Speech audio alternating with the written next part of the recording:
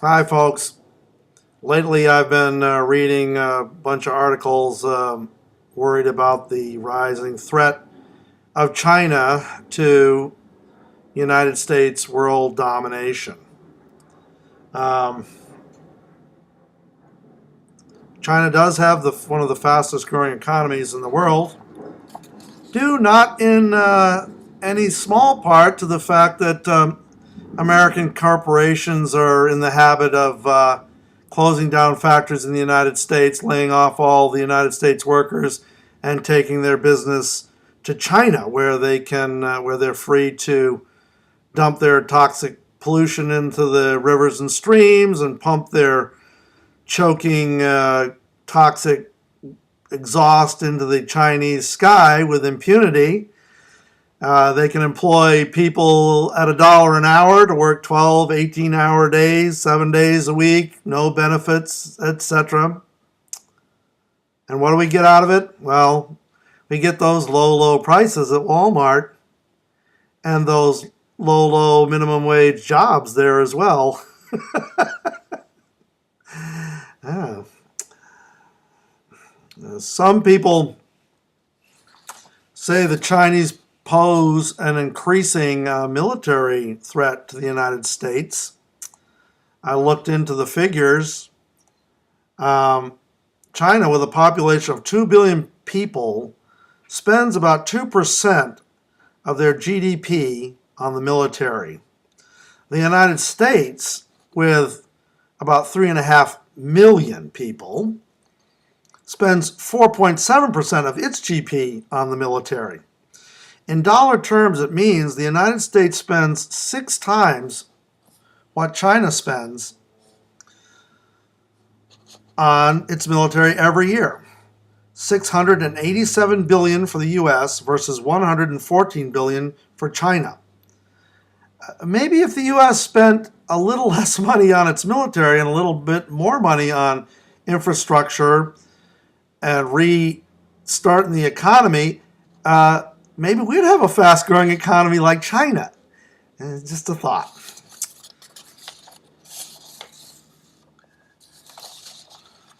At present, the Chinese Navy has one large aircraft carrier, a refurbished Ukrainian carrier, and 2 brand new carriers that are being built. The U.S. has 10 Nimitz-class aircraft carriers, with a new high-tech model Gerald Ford-class carrier being constructed. The American carrier force in the Pacific can put up 600 planes. The entire Chinese carrier force can put up 40 planes.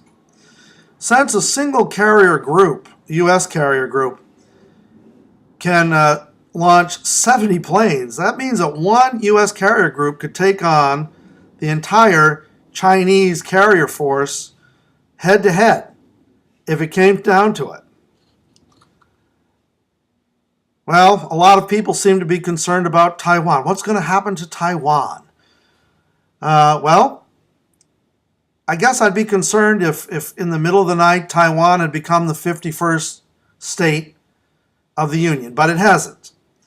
Taiwan has always been Chinese territory. Now, you can argue about what the legitimate government of China is, but increasingly it looks like the government that's running things from Beijing. I can only imagine what kind of hoopla there would be if by some crazy fluke of history the Chinese were able to occupy Long Island and set it up as an independent nation.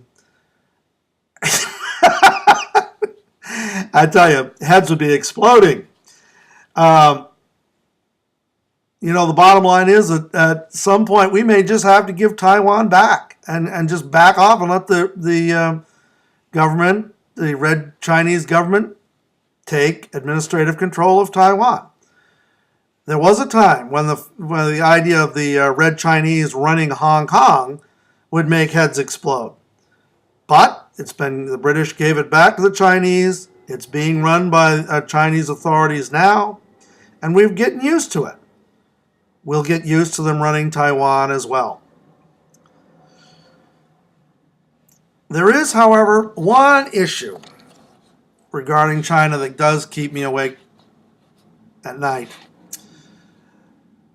China is officially a secular, atheistic place. It's one of those countries that has as little religious belief as you can find on this place. The Chinese actually teach science in their schools. They believe in evolution. They believe in a 4 billion year old Earth and a 14 billion year old universe. The Chinese do not have to curtail biological research because of the religious beliefs of a vocal bunch of religious fanatics. The religious right here in the United States seems to think that they can turn back the clock on technological scientific advances. And maybe with enough money and enough lies and the help of the Republican Party, they can.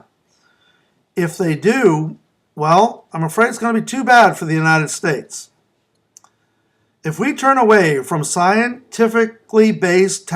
scientifically based technological future, the Chinese or the Brazilians or some other country will one day be eating our lunch.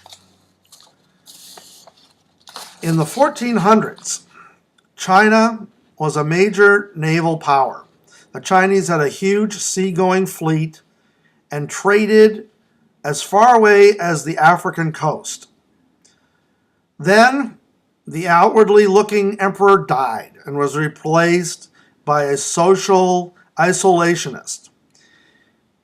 Under his command, the Navy was disbanded, the ships were dry docked and left to rot, and exchange with the outside world, any kind of trade, was seriously curtailed. If it hadn't been for this conscious decision of the Chinese court to turn away from the future, I might very well be speaking to you in Chinese right now. But they did, and 400 years later, China had become a colony of Europe. If we make the same tragic mistake and turn away from science, stop teaching science, and sink into superstitious nonsense, we risk becoming a Chinese colony.